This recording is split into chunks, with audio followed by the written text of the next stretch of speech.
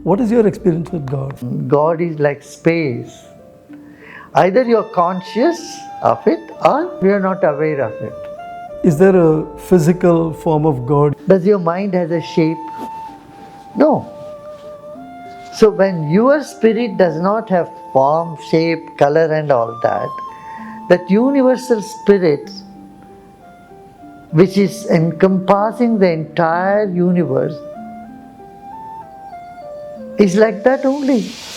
If stress were a person and you had to give it life advice, what would you tell it? There is a grave waiting for you, go there quickly. I'd like to pivot our conversation to where Art of Living started. I'm sure many interviewers would have asked you about how it started, etc., etc. But I'm curious about one aspect of Art of Living. When you started, was it a spiritual enterprise, or was it a social enterprise, or was it something so personal to you that you founded this in 1981? Two gentlemen of this country, most respected people. One is Justice V.R. Krishnaiyer, who was a proclaimed atheist, and then a most believer, a staunch believer like P.N. Bhagwati. They both came to me and they said, Gurudev, what you are teaching is priceless. It's a beautiful picture, but it needs a frame. So we will make the frame. So they became the founder trustees and they created the trust, which today is known as Art of Living.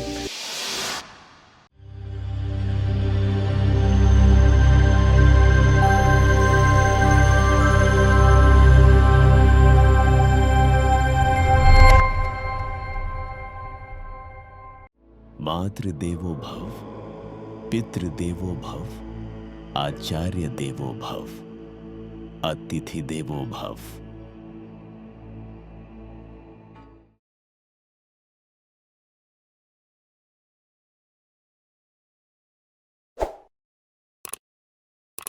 Welcome to Lighten. Today we are at the global headquarters of Art of Living, Sri Sri Gurudev Ravishankar's ashram.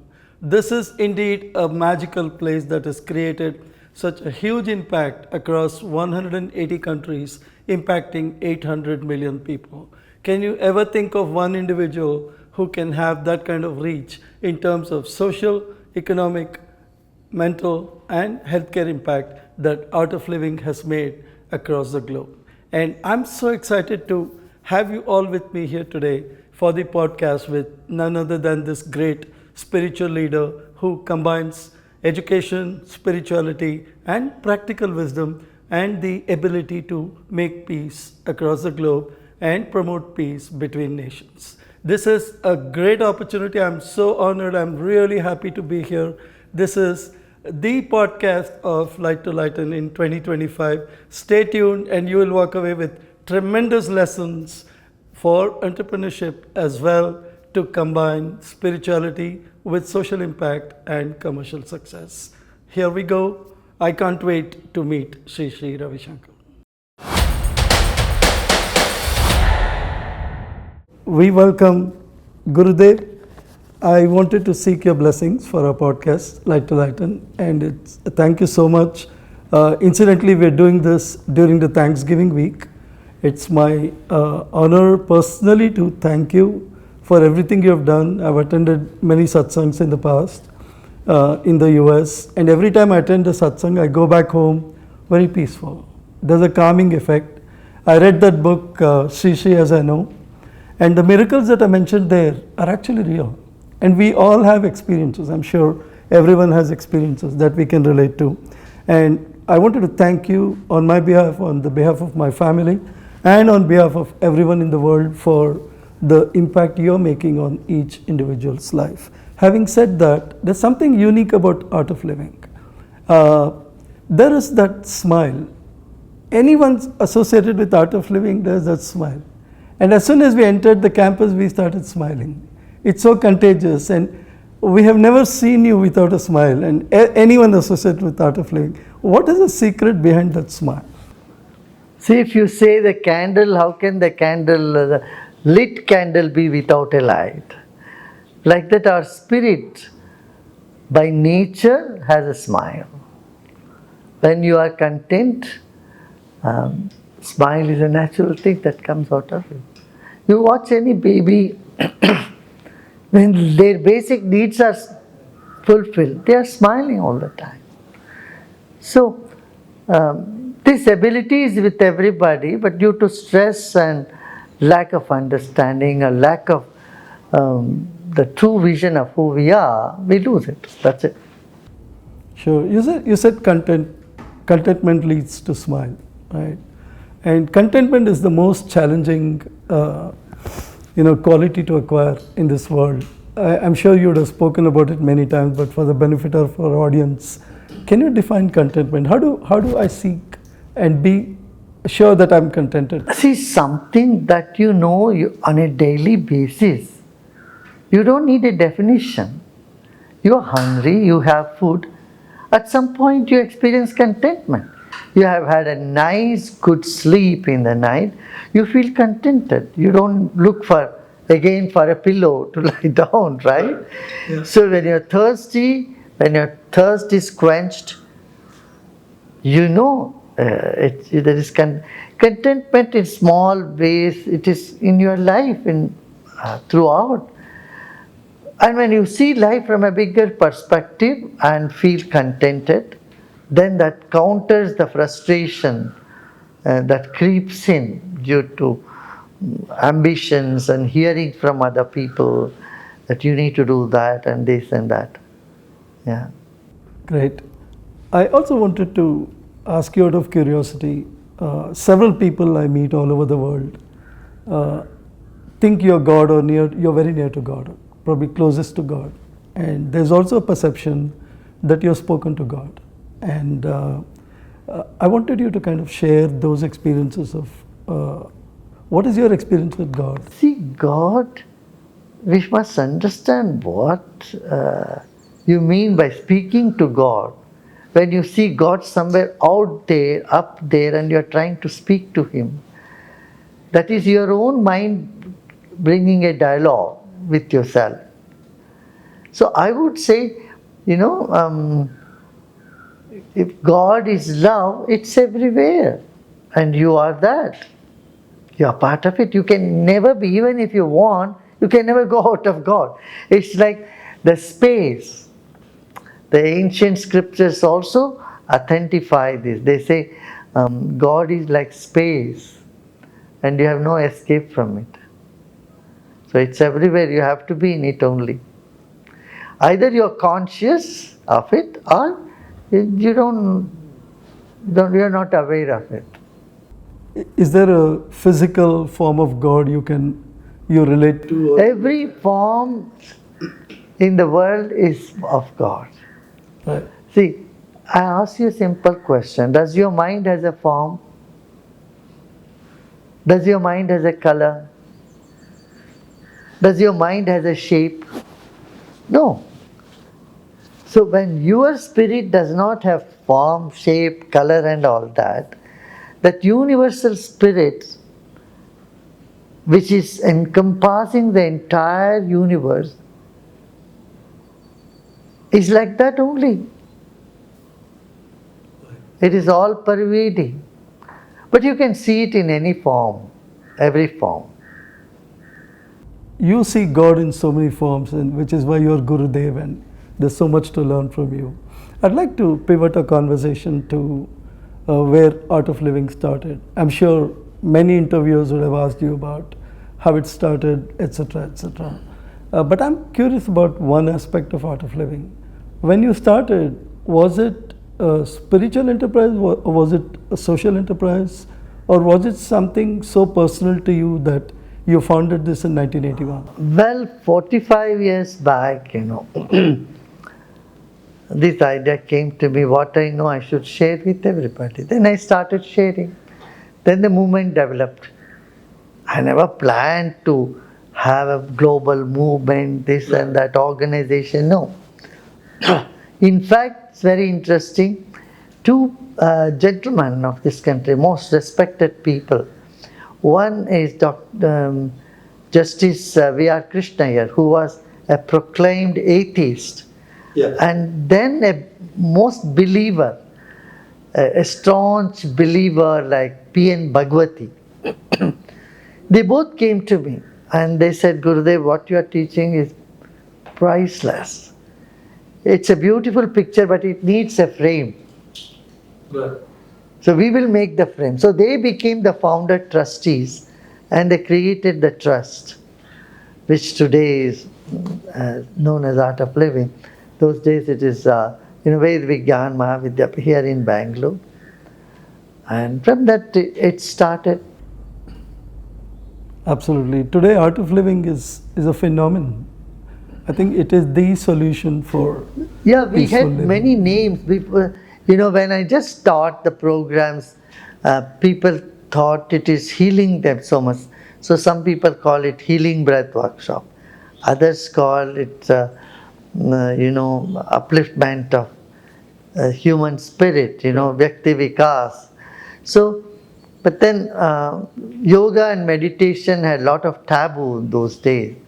True. 45 years ago, if you say yoga, then people will imagine someone with all ashes in the body standing in 1 feet in in the Himalayas or in Allahabad. That was the concept. They used to think it's not for me. Especially youngsters would think Vedanta yoga is all for senior citizens. I have nothing much to do. So Art of Living appealed to people and it created the curiosity. Let me see what it is. Absolutely. Now that you've created this sensation about yoga and meditation, not sensation, but it's like a movement, and you've taken it to a totally different level all over the world. Do you see yoga and meditation to be the next best thing to happen in terms of business sectors like healthcare and biotechnology? Of course. We used to think life is all in different compartments. Right. But today, fortunately, that has changed. People now see, wellness is part of the corporate system now. Correct. And it helps in the productivity. They have seen there are evidence-based research which shows how yoga, meditation helps people to be more productive. Right. And more good it betters them being in their communication, in their expression, in their creativity. So a lot of credit has been given to these disciplines now. You could never imagine 40 years back that a car company would ask people to sit, would advertise someone sitting in meditation. It is as a comfort and relaxation. You could never think about it. And today that's happening. No, that is thanks to you. Absolutely. And thanks for giving us Sudarshan Kriya. And this is so therapeutic. I think you'd rather do Sudarshan Kriya than go to a doctor to check your BP and pulse. And it has such a profound effect. It's amazing. Moving on to the entrepreneurship factor. Today, entrepreneurship is not just about making money, but this consciousness about social impact. And I think businessmen at all levels, the big corporates and the startups, are trying to combine social impact and commercial viability. But what most of the companies are missing, or most of the business domain is missing, is the spiritual angle to combine these two. Right? And in our journey with companies, we come across conflicting goals. And for example, it's a healthcare company. Now, will they make profits or will they cure patients? And it's a classic conflict that's going on. What's your message to entrepreneurs, especially the startups who don't have the bandwidth of capital? How do they balance social impact and commercial goals? See, I wouldn't expect much from the startups. First, they should stand on their feet. It's like telling a crawling kid to carry a bag. Sure. A child is still crawling, it's not even standing up. And you can't hand over a bag, oh, hey, you carry this bag. That's not possible. But what I would say is, there is something called ethics Right. that they should not miss out. Nobody is outside the purview of ethics, whether you are a startup or you are a successful company. Ethics, to define in a very simple manner, you don't do what you don't expect, you don't do those things to your customers what you don't want your vendors to do to you. True. You know, a startup has a vendor and a customer. If a startup gets cheated by his vendor, he doesn't like it. So he shouldn't cheat his customer too. So that basic ethics when one has, then it is okay. Now, second thing the entrepreneurs would need is focus of mind. They cannot just have their mind all over the place and think of 101 things and then every day getting new ideas, but not every idea is really, functional. True. So when they get an idea, focus to the end, move on to that second. So clarity in mind. And how will meditation help? Definitely it helps. It also improves your intuitive ability. Intuition is a big gift that everyone possesses it and very few uses it. Those who use the intuition, they are successful. So better use the intuitive ability. And then innovative spirit. You cannot just sit with something and think you have done it. Right. There is always a chance to improve it, keep innovating more things. So, innovative spirit, intuitive ability, clarity of mind, these are the most important thing that needs for an entrepreneur. And top of this, good human communication system. If an entrepreneur has all these and he's a bad communicator, everything goes for a toss. It cannot be successful. Good communication ability. So meditation can improve in all these areas. Absolutely. I was watching one of your talks when you mentioned about World Bank president asking you, how is it that Art of Living, all the projects are successful, but World Bank has trillions of dollars, but they have hundreds of failed projects. Can you share some more light on that? There is a very interesting dimension there. It's not just the money which brings success, there's something Absolutely. more to it. Wonderful. So in your journey, you created such a huge social impact. How do you prioritize projects? I'm sure there are thousands of projects that could come to Art of Living. How do you prioritize and how do you measure the impact Art of Living is making? If you can share some light on that. See, we have KPMG like companies, they come and they give an auditing of our programs.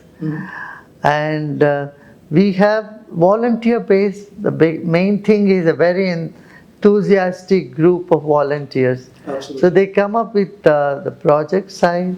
I tell them, yes, go ahead. We don't think about whether we have resources to start it. We start the project, and resources just flow in. Gurudev, I just wanted to share with the audience that India is one of the few countries which has social stock exchange, and Art of Living can greatly leverage. I think they need Art of Living, not the other way around, but it's a very well designed platform created by the Indian government, and there's a company called Equip Social Impact Technologies which monitors this, and so you can host projects there, and people can invest from all over the world, where they get annual reports like they invest in a Google or a Microsoft in capital markets. And that's a conversation for another time, but I just want to, for the benefit of our audience, share that here. We are working in almost all the states in India. Right. And with the volunteer force, what the government would have achieved with several thousand crores, our people have done it in, maybe 1/10, some places even 1/100th of that cost. Very low cost, and people have put their heart and soul. And volunteering is a very big benefit, Many of the river rejuvenation projects that we have taken, with a very small investment, big success has been found. Yeah.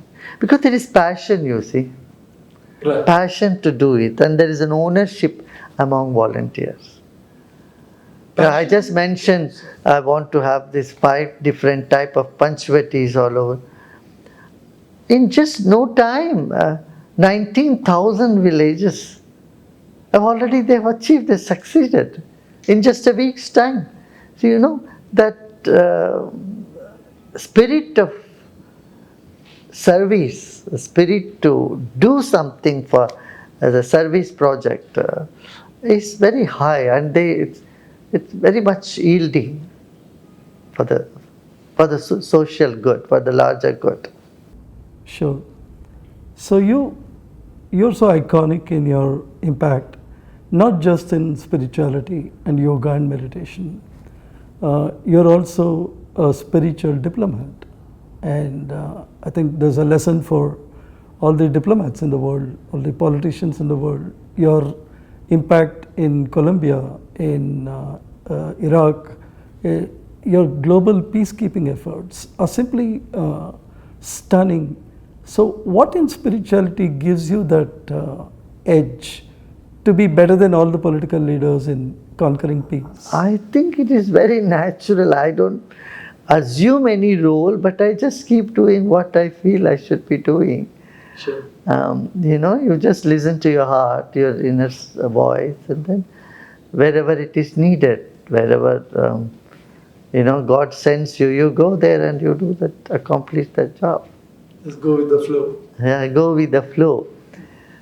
And when you say, and when you feel that the whole world is one family, and if part of our own globe is in trouble, you don't just sit and say, I have nothing to do with it. You naturally jump into it and see what you can. Sure. Coming to think of one family, the geopolitical situation today is so chaotic. It's never perfect, but it's less perfect now than before. So, how do you see this geopolitical scene emerging, and where do you see India's position readjusting in the whole gamut of China, US, Japan? Now tell me when this was not there. Exactly. It was there before World War I. It was there after World War I. Right. It was during World War I there were geopolitical issues. After that, in a period of Cold War, era of Cold War, there were all this. That's why non-aligned movement started. Right. The purpose of non-aligned movement was not to be in any one side, being neutral, but these changes are part of the world. And we don't need to be totally disturbed by it. At the same time, we can't ignore it also. So here you need really wise people to move forward with wisdom, not just go emotionally or for cheap tactics of pleasing one's vote bank or things like that. That's where we make blunders.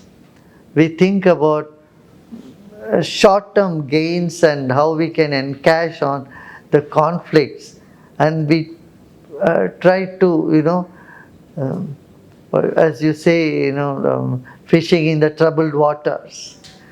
This sort of thing that some people do is not good. Actually, that causes more harm to them on a long run. On the other hand, human values should reign most. Corruption and self-centered glorification and all these issues have really taken a toll on the geopolitics today. I think we need more wise people to bridges. Gurudev, I have a few questions, which is called a rapid fire round, but your witty answers that you give in several platforms is something that we are all looking forward to have that, and I'll start that. What is one thing people chase all their lives, but you believe that they already have? Listen, why you are so bent upon the one thing or the three things you must remember and the five things you should never forget? I mean, life is so diverse and so rich. You don't have to narrow down everything to one thing, right? So what do you say? Keep it wide and broad. Yeah. No, you go to a pharmacy and ask them, just give me one thing that can keep me healthy all my life. What would the pharmacist say? So in the 1 minute I have, I'm trying to get that one thing out of you. Okay, keep smiling. Keep smiling. Yeah, there you go. If calmness had a superpower version, what would that superhero be called? He will not mind what one calls them. He will not mind what one's called. Absolutely. What's in a name? And a misconception about a spiritual leader that makes you secretly laugh. Every misconception about spiritual leader makes me laugh loud publicly. No secret. Absolutely. Yeah. And do you have a mantra for a world leader today? Because in the global scheme of things, we see you making such a huge impact beyond all the elected leaders. No bias for or against anybody.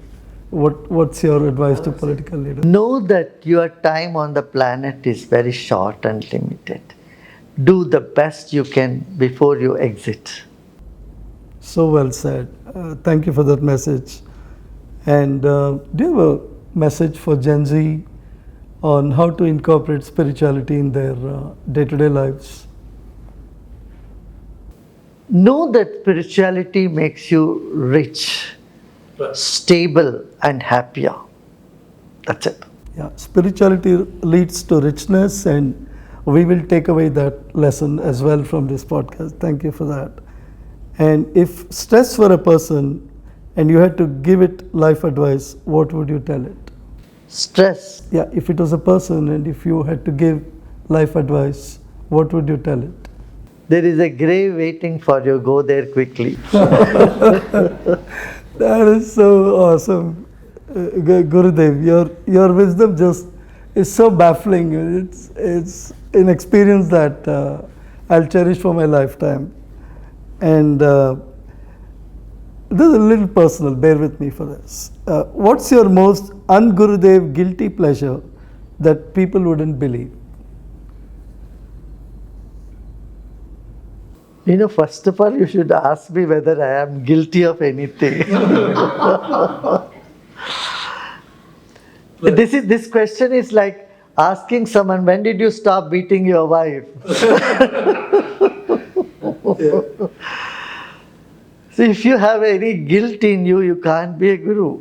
Right, absolutely. Guilt and guru are poles apart. Sure. Yeah, next. And you have a meditation message for the meditation day? World Meditation Day, just join the group meditation. We will be having several times that day. It will make an impact in the world when everyone is meditating together, billions around the world. Sure. Because we will make an impact, will create the waves of positivity around the world. And you're coming to New York for the World Meditation Day. I will be in Geneva, also in New York, both the places. Wonderful, yeah. And what's your message for New Year 2026? It's around the corner.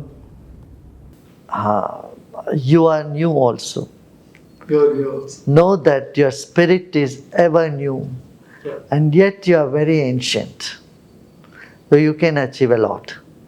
Namaste. Thank you so much, Gurudev, and we need blessings for Light to Lighten, and personally, this has been a wonderful conversation. And from Light to Lighten, we sign off with such interesting and impactful lessons that we've learned in just 20 minutes from Gurudev. These are life lessons that no university can teach, and we will get back to Art of Living for sustained learning, Gurudev. Thank you so much.